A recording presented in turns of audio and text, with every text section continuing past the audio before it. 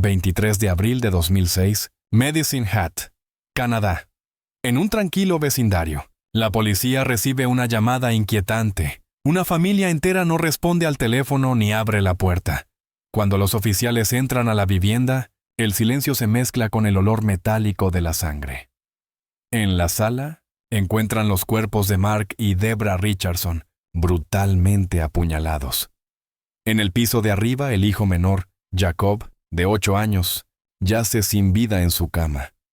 Y lo más perturbador, la hija adolescente, Jasmine, ha desaparecido. Las autoridades temen un secuestro, pero horas más tarde, la verdad se revela. Jasmine no fue víctima, sino autora. Junto a su novio, Jeremy Steinke, de 23 años, había planeado el asesinato de toda su familia. Jasmine era una adolescente de apenas 12 años, una niña inteligente, creativa y amable, que, poco a poco, empezó a cambiar. Se unió a círculos góticos en Internet, comenzó a vestir de negro, usar maquillaje oscuro y publicar frases sobre la muerte y la libertad. En un foro en línea conoció a Jeremy, un hombre mayor obsesionado con los vampiros, la sangre y las fantasías macabras. Él afirmaba tener 300 años y decía beber sangre humana. Jasmine, atrapada entre la rebeldía y la curiosidad, cayó completamente bajo su influencia. Su relación fue descubierta rápidamente por los padres de la joven, quienes prohibieron todo contacto. Mark y Debra intentaron protegerla, sin imaginar que esa decisión firmaría su sentencia de muerte. A través de mensajes y cartas, la pareja comenzó a planear una venganza. En uno de ellos, Jeremy escribió: «Si tus padres no nos dejan estar juntos, los mataremos». Y ella respondió: «Sí, es la única forma». 22 de abril de 2006, o esa noche, Jeremy llegó a la casa con un cuchillo. Jasmine lo esperaba dentro. Primero, Jeremy atacó al padre, apuñalándolo mientras dormía en el sofá. Luego, la madre intentó resistir, pero fue superada por la violencia. En la planta superior, el pequeño Jacob se despertó por los gritos. Jasmine subió a su habitación. El niño, llorando, le dijo: «¿Por qué estás haciendo esto?». Ella respondió con frialdad antes de clavarle el cuchillo. Tras la masacre, los dos huyeron a la casa de un amigo y pasaron la noche viendo una película, riendo y besándose. Al día siguiente, fueron arrestados en un restaurante de carretera. Durante el juicio, Canadá entera se horrorizó al descubrir que una niña de 12 años había cometido uno de los crímenes más crueles de su historia reciente. Los psicólogos concluyeron que Jeremy ejercía un control total sobre ella, manipulándola emocionalmente. Aún así, Jasmine nunca mostró verdadero arrepentimiento, solo confusión. En su diario escribió: «El amor es eterno, y la muerte también». Por su edad, Jasmine Richardson fue condenada a 10 años de prisión, la pena máxima posible para un menor en Canadá. Jeremy Steinke fue sentenciado a cadena perpetua. En prisión, él seguía refiriéndose a Jasmine como su esposa espiritual. Años después, tras cumplir su condena, Jasmine fue liberada bajo identidad protegida. Los informes psiquiátricos aseguran que está completamente rehabilitada y vive en el anonimato. Pero para muchos, su historia sigue siendo un recordatorio escalofriante del poder que una mente adulta puede ejercer sobre una mente inocente. Una niña de 12 años que cambió la infancia por la oscuridad, el amor por la muerte y su hogar por el infierno. 19 de marzo de 1985, en una casa tranquila de Garden Grove, California, la policía responde a una llamada por disparos. Al entrar, encuentran a Linda Brown, una mujer de 23 años, muerta en su cama. Junto a ella, una nota y una niña temblando, llorando, con un arma en la mano. Tiene solo 14 años. Su nombre es Cinnamon Brown. Los oficiales quedan desconcertados. Una adolescente, sin antecedentes, aparentemente amorosa con su madrastra, ahora acusada de asesinato. Pero nada era lo que parecía. Cinnamon era hija de David Brown, un empresario carismático y manipulador que controlaba cada aspecto de su vida. Desde pequeña, Él la había criado bajo una mezcla de amor, miedo y obediencia ciega. Después de la muerte de su madre biológica, David se casó con Linda, una mujer joven, apenas 9 años mayor que Cinnamon. La casa se convirtió en un campo de tensión. David sembraba celos entre su hija y su esposa, creando una guerra emocional entre ambas. En secreto, comenzó a llenar la mente de su hija con veneno psicológico. Le decía que Linda la odiaba, que quería destruir a la familia y que estaba planeando hacerles daño. Durante meses, repitió esas mentiras hasta que la adolescente empezó a creer que debía protegerlo. Y entonces, David la convenció de algo impensable, que debía matar a Linda. Le prometió que todo saldría bien, que él la ayudaría y que por ser menor de edad, no sufriría castigo. Incluso le dio pastillas para dormir, diciéndole que serían para relajarse antes del plan. La noche del crimen. Mientras Linda dormía, Cinnamon entró a la habitación con el revólver de su padre. Disparó 2 veces. Luego, siguiendo las instrucciones, escribió una nota suicida y tomó las pastillas. La encontraron al borde de la muerte, pero sobrevivió. En el hospital, la adolescente repitió una sola frase: «Papá me dijo que era lo correcto». La policía creyó su historia inicial y David Brown fue tratado como una víctima más. Durante 3 años, Cinnamon estuvo en un reformatorio, mientras su padre vivía libre, cobrando el seguro de vida de Linda y casándose con la hermana menor de su difunta esposa, Patty, de 17 años. Pero el castillo de mentiras no duró. Años después, Patty, atormentada por la culpa, confesó toda la verdad. David había planeado el asesinato, manipulado a Cinnamon y usado a ambas hermanas para sus deseos personales. En 1990, David Brown fue arrestado y declarado culpable de asesinato en primer grado. Fue sentenciado a cadena perpetua sin posibilidad de libertad condicional. Cinnamon, tras años de rehabilitación y terapia, fue liberada en 1992. Reinició su vida lejos de California, evitando los medios y dedicándose al trabajo social. En entrevistas posteriores dijo: «Yo no era un monstruo, solo era una niña que creía que su padre nunca le mentiría». Su caso se convirtió en un ejemplo clásico de manipulación psicológica, extrema y del control absoluto de un adulto sobre la mente de un menor. Cinnamon. Brown, la niña que disparó por amor y que tardó años en entender que había sido solo un peón en el juego perverso de su propio padre. 13 de marzo de 2015, condado de Lehigh, Pensilvania. Un auto Subaru Legacy es hallado estacionado cerca de un centro comercial. Dentro, la policía encuentra el cuerpo de una mujer apuñalada. Su nombre: Cheryl Silvonek, de 54 años. Su asesina: su propia hija, Hailey, de solo 14 años.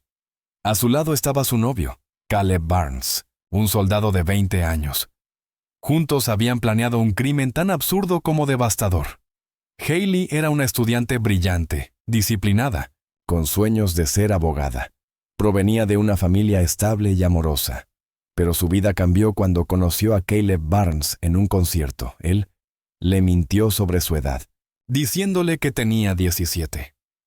En realidad, era un adulto con un pasado militar y un control psicológico alarmante sobre ella. Pronto, Caleb se convirtió en el centro de su mundo. Se comunicaban día y noche, y él comenzó a aislarla de sus padres. Cuando Cheryl y Mark Silvonek descubrieron la relación, intentaron detenerla. Le quitaron el teléfono, la vigilaron y prohibieron los encuentros. Pero era demasiado tarde.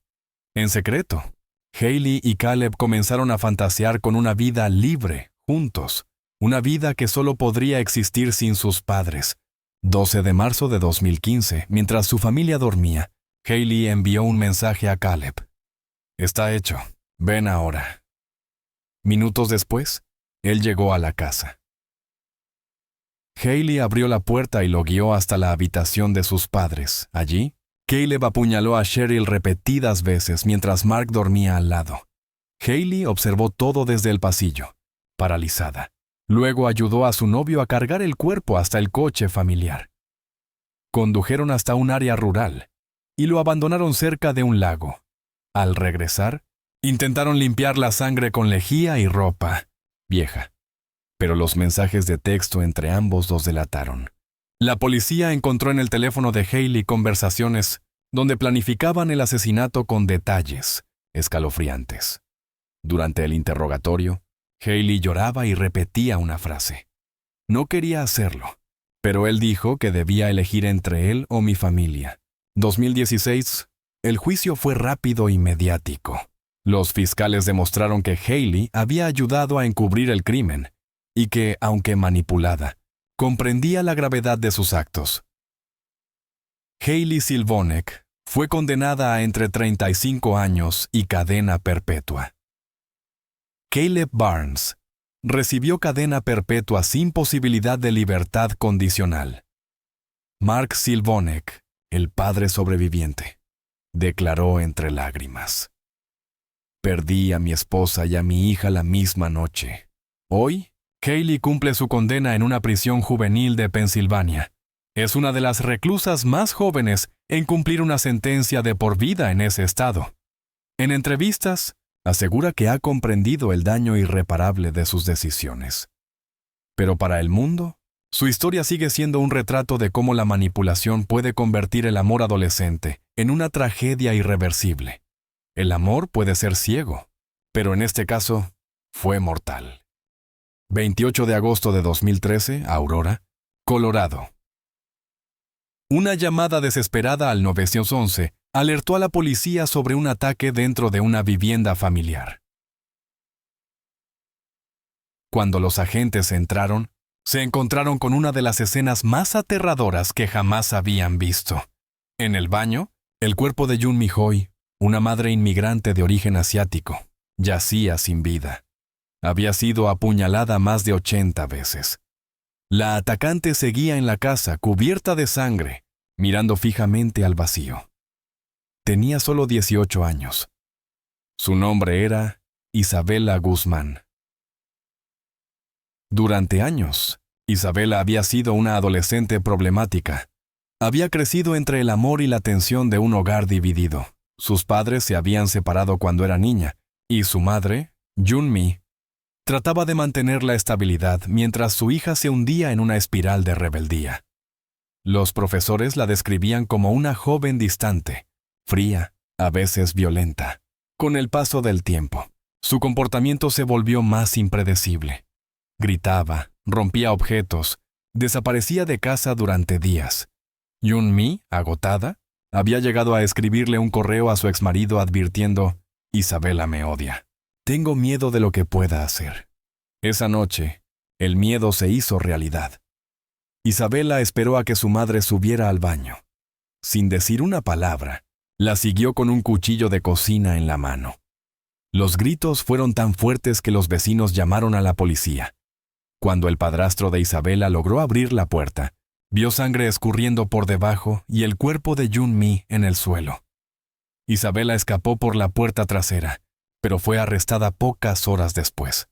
Durante su detención, los agentes notaron algo inquietante. No mostraba emoción alguna, no lloraba, no temblaba, no parecía comprender lo que había hecho. Miraba a todos con una calma extraña, casi hipnótica. Esa mirada, la misma que más tarde se volvería viral, parecía pertenecer a alguien completamente desconectado de la realidad. En el juicio, los psiquiatras determinaron que Isabela sufría esquizofrenia paranoide severa. Decía escuchar voces que le ordenaban matar al demonio que habitaba en su madre. Según los especialistas, esas alucinaciones la habían llevado a perder todo contacto con el mundo real. El tribunal la declaró no culpable por razón de locura y la envió al Instituto Estatal de Salud Mental de Colorado, donde permanece hasta hoy. Años más tarde, un video de su audiencia judicial fue filtrado a Internet. En él, Isabela aparecía con una leve sonrisa y una mirada vacía que heló a millones de personas. En poco tiempo, su rostro se convirtió en un fenómeno viral. Algunos la llamaron la chica del demonio, Otros la transformaron en símbolo de la locura y la belleza sin alma. Pero la mayoría ignoraba la verdad. Detrás de aquella mirada no había maldad pura, sino una mente rota por la enfermedad. En 2025, Isabella continúa internada bajo tratamiento psiquiátrico. Los médicos aseguran que ha mostrado mejoría, aunque no se considera segura para vivir en libertad.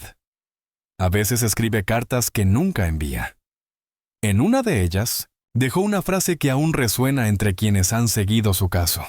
Yo también fui una víctima.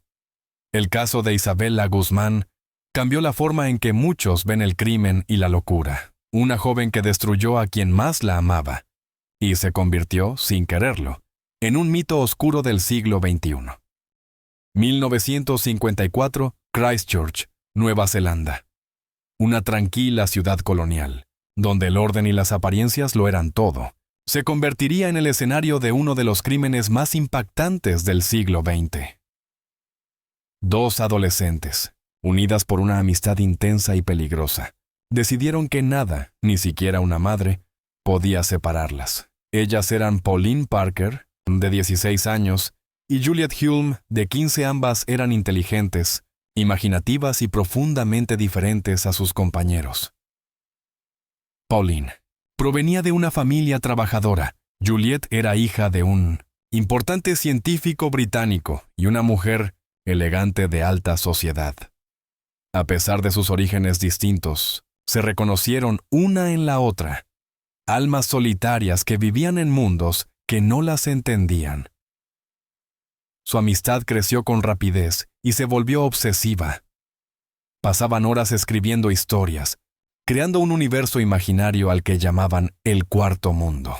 Allí, ellas eran reinas, diosas, heroínas. Nada era imposible, y poco a poco, esa fantasía comenzó a reemplazar la realidad. Los adultos empezaron a preocuparse. La intensidad de su vínculo parecía más que una amistad. Cuando los padres de Juliet descubrieron su cercanía con Pauline, decidieron enviarla a Inglaterra con familiares. Separarla sería, pensaron, lo mejor. Pero para las chicas era una condena, y en sus mentes solo había una solución. La madre de Pauline debía morir. 22 de junio de 1954. El plan se puso en marcha. Ese día, Honora Parker, la madre de Pauline, acompañó a las chicas a dar un paseo por el Parque Victoria. Llevaban consigo una piedra grande dentro de una media de nylon, oculta en un bolso. Mientras caminaban, fingieron tropezar en el sendero. Cuando Honora se agachó para ayudarlas, Juliet tomó la piedra y golpeó su cabeza. Pauline la siguió. Golpe tras golpe durante minutos interminables, hasta que el cuerpo quedó inmóvil. Las adolescentes corrieron a un café cercano, cubiertas de sangre, diciendo que Honora había caído y se había golpeado la cabeza. Pero la escena del crimen reveló otra historia. El cuerpo tenía más de 20 heridas, fatales. No fue un accidente, fue una ejecución. Cuando la policía registró los diarios de Pauline, hallaron páginas enteras que detallaban el plan con precisión. Había frases que estremecían: no puedo soportar perderla. Mamá tiene que morir. El juicio, celebrado ese mismo año, conmocionó al mundo. La prensa lo llamó Ella Mala, crimen de las niñas celestiales.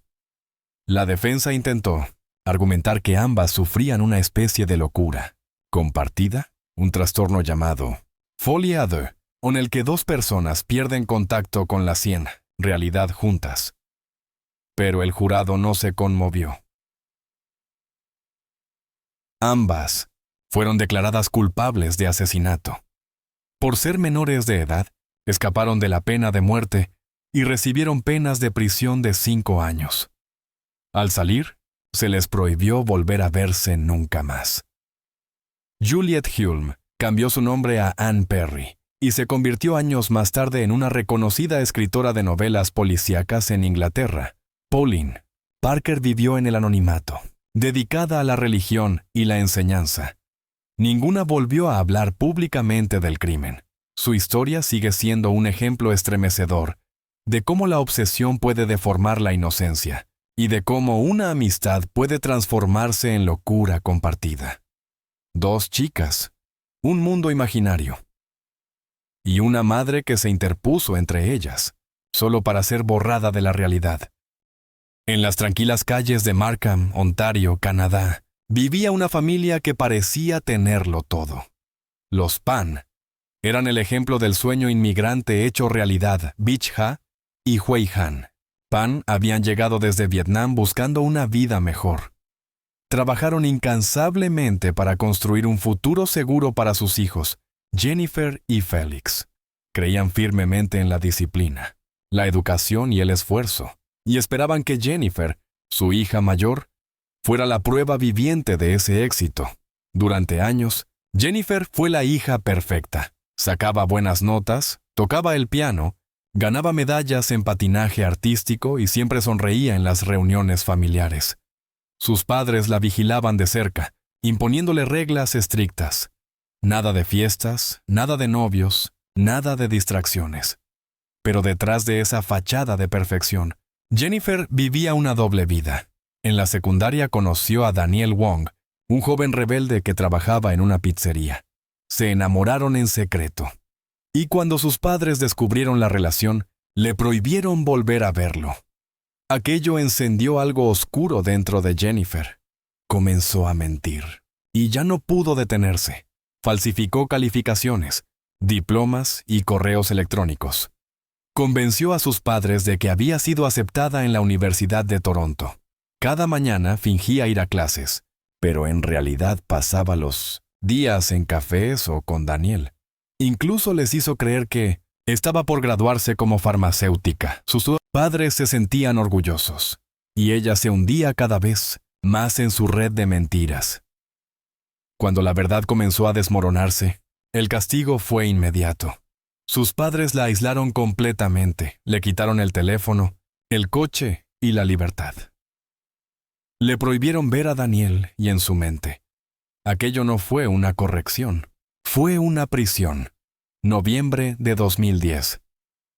Desesperada, Jennifer ideó un plan escalofriante. Llamó a su novio, Daniel, y le pidió ayuda para liberarse. Juntos contactaron a 3 hombres. El acuerdo era simple: matar a sus padres y hacer que pareciera un robo. La noche del 8 de noviembre, Jennifer dejó la puerta principal abierta y subió a su habitación. A las 10:00 p.m., los asesinos entraron, ataron a sus padres con cintas adhesivas y los llevaron al sótano. Dispararon a ambos. Su madre murió en el acto. Su padre, gravemente herido, fingió estar muerto. Minutos después, Jennifer llamó al 911, fingiendo histeria. «¡Han entrado hombres armados! ¡Han disparado a mis padres!». Pero cuando la policía llegó, algo no cuadraba. Jennifer tenía las manos atadas, pero el nudo estaba frente a ella, fácilmente removible. No había señales de forzamiento, y su reacción parecía más calculada que genuina. Durante los interrogatorios, las contradicciones comenzaron a multiplicarse. Los detectives aplicaron una técnica psicológica llamada el interrogatorio del silencio, dejando que el peso de la mentira la aplastara. Finalmente, Jennifer se quebró. Confesó haber planeado el crimen, aunque insistió en que solo quería que sus padres fueran atacados, no asesinados. Su padre, Han Pan, sobrevivió al ataque. Cuando despertó del coma, identificó a su propia hija como cómplice. Fue la traición más dolorosa imaginable. En 2014, Jennifer Pan fue condenada a cadena perpetua sin posibilidad de libertad condicional durante 25 años. Daniel Wong y los 3 cómplices recibieron la misma sentencia. Hoy, Jennifer cumple su condena en una prisión de máxima seguridad en Ontario. Sigue escribiendo cartas y manteniendo una apariencia tranquila, como si aún viviera dentro de sus mentiras. Su historia se convirtió en un símbolo moderno del engaño, la manipulación y la presión de una vida construida sobre apariencias. Una hija que lo tuvo todo y eligió destruirlo con una sola decisión. 1 de marzo de 2014, Condado de Buncombe, Carolina del Norte. Una joven de 17 años vive sola en una cabaña junto al bosque. Festeja con amigos, organiza reuniones, publica fotos sonrientes en redes sociales, pero en el ático de esa casa oculta un secreto inimaginable. Su nombre es Crystal Brooke Howell, y lo que guardaba arriba, dentro de un cofre sellado, cambiaría para siempre la vida de todo un pueblo. Durante años, Crystal había sido una chica reservada pero popular en su escuela. Amaba la música, el arte y soñaba con ir a la universidad. Sin embargo, detrás de su apariencia alegre se escondía una profunda inestabilidad emocional. Su relación con su padre, Michael Howell, era tensa y volátil. Él, un hombre trabajador y protector, intentaba disciplinarla mientras ella buscaba independencia absoluta. Las discusiones eran constantes, hasta que una mañana de febrero de 2014, todo estalló. La mañana del crimen. Michael Howell estaba en casa preparando el desayuno. Crystal bajó las escaleras, tomó la escopeta familiar y se acercó por detrás. Sin una palabra, le disparó en la cabeza. El cuerpo cayó de inmediato. La joven lo envolvió en una manta, lo colocó dentro de un ataúd improvisado, una caja de almacenamiento grande, y lo subió al ático. Después, limpió la escena, escondió el arma y salió de la casa. Horas más tarde, comenzó a decirle a sus amigos que su padre se había ido a trabajar fuera del estado. Durante los siguientes meses, vivió en la casa como si nada hubiera pasado. Organizaba fiestas, bebía, reía y dormía bajo el mismo techo donde su padre permanecía oculto. Los vecinos no sospechaban nada. Crystal conducía el coche de su padre. Usaba su dinero y publicaba en Facebook frases como: «La vida es corta, disfrútala mientras puedas». Pero su mentira comenzó a desmoronarse cuando una amiga entró por accidente al ático y percibió un olor extraño. Al abrir la caja, el horror quedó al descubierto. El cuerpo de Michael Howell estaba en avanzado estado de descomposición. La policía arrestó a Crystal minutos después. Durante el interrogatorio, confesó sin lágrimas diciendo: «No lo planeé, solo me cansé de él». Sin embargo, los fiscales descubrieron que, días antes del crimen, había buscado en Internet cómo matar a alguien y ocultar un cuerpo. También había intentado vender las pertenencias de su padre y falsificar documentos bancarios. 2016, Crystal Howell fue declarada culpable de asesinato en segundo grado y fraude financiero. Recibió una sentencia de 30 años de prisión. Durante el juicio, su familia extendida lloró al escuchar los detalles. El fiscal dijo: «El acto más frío no siempre viene de un corazón adulto». Hoy, Crystal cumple su condena en la Prisión Estatal de Carolina del Norte. Rara vez concede entrevistas. Su caso es estudiado como un ejemplo extremo de desorden antisocial y desconexión emocional en adolescentes. La casa de los Howell fue demolida tiempo después. Pero los vecinos dicen que, algunas noches, todavía recuerdan la risa de las fiestas y el silencio que vino después. 1 de marzo de 2008, Emory, Texas. Una casa arde en llamas en medio de la madrugada. Los bomberos llegan al lugar y logran sofocar el incendio, pero lo que encuentran dentro es más terrible que el fuego mismo. En el interior, hallan los cuerpos de Penny Caffey, de 37 años, y de sus 2 hijos pequeños, Matthew y Tyler, brutalmente apuñalados. El padre, Terry Caffey, gravemente herido por disparos, logra arrastrarse fuera del bosque y pedir ayuda. Sus palabras estremecen a los rescatistas. «Mi hija, Erin. Ellos vinieron por nosotros. Por ella». Tenía solo 16 años y en cuestión de horas, el caso revelaría una historia de manipulación, ira y traición inimaginable. Erin Caffey creció en una familia religiosa y amorosa. Cantaba en el coro de la iglesia. Tenía buenas calificaciones y parecía ser la hija perfecta. Pero en secreto, mantenía una relación con Charlie Wilkinson, un joven de 18 años que su padre no aprobaba. Cuando Terry y Penny descubrieron la relación, le prohibieron verlo. Erin, cegada por la rebeldía adolescente, interpretó esa decisión como una traición. En lugar de alejarse, se hundió más. Junto a Charlie y su amigo Charles Wade, empezó a planear una venganza. El objetivo: eliminar a sus padres para ser libres y estar juntos para siempre. La noche del crimen, a las 12:00 a.m., los dos jóvenes llegaron a la casa familiar. Erin los esperaba en el exterior, escondida entre los árboles. Charlie y Wade entraron con armas y cuchillos. Primero, dispararon a Terry en la cama, luego atacaron a Penny, apuñalándola más de 20 veces. Los niños, despertados por el ruido, intentaron esconderse, pero fueron alcanzados. Después de la masacre, rociaron gasolina y prendieron fuego a la casa. Erin, desde el bosque, observó las llamas iluminar el cielo. Terry Caffey, milagrosamente, sobrevivió. A pesar de las heridas, caminó más de 300 metros hasta la casa de un vecino y contó lo sucedido. Dijo que había visto a los asesinos y que uno de ellos era el novio de su hija. Horas después, la policía localizó a Erin y a los 3 cómplices en una caravana. Erin no lloraba. Cuando le preguntaron si sabía lo que había pasado, respondió con frialdad: sí, lo planeamos. No quería vivir más con ellos. 2009.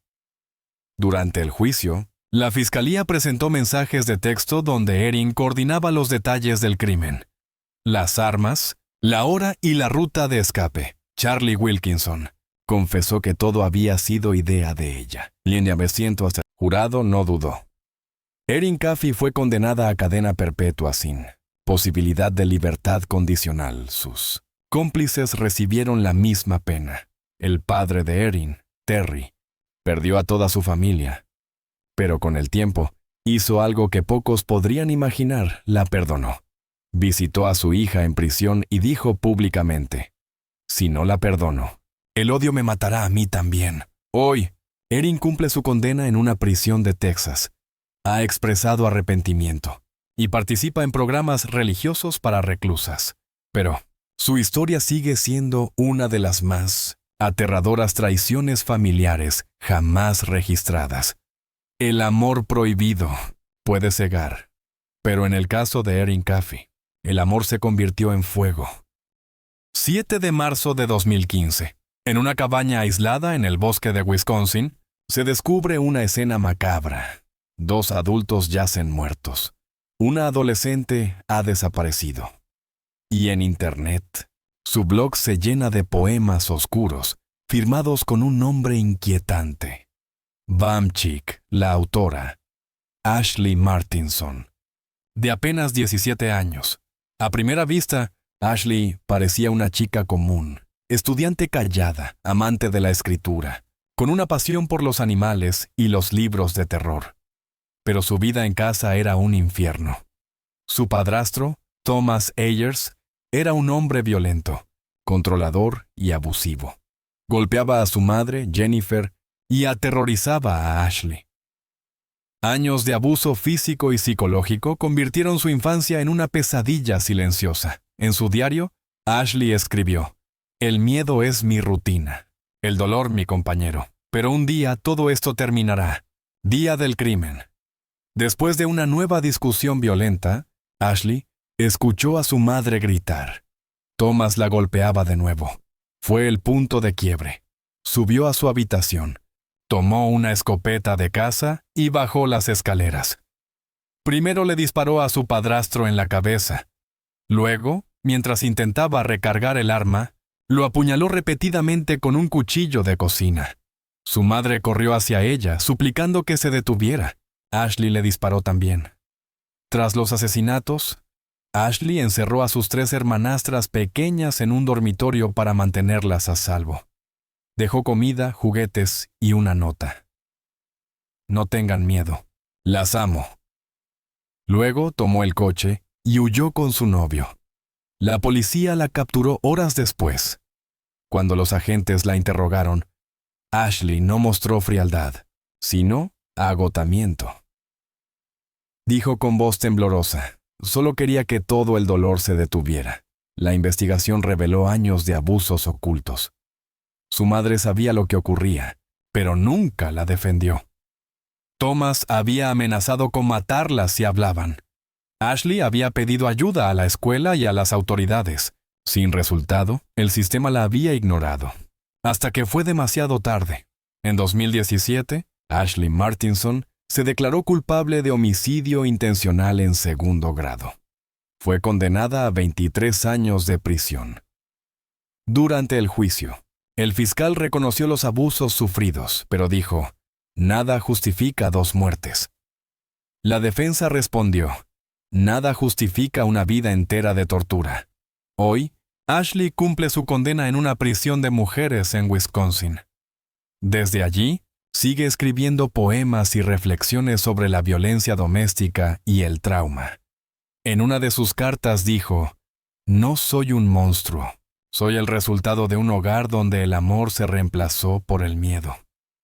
Su caso divide opiniones hasta hoy. ¿Fue una víctima que se defendió? ¿O una asesina impulsada por el odio acumulado? Sea cual sea la respuesta, la historia de Ashley Martinson recuerda una verdad cruel.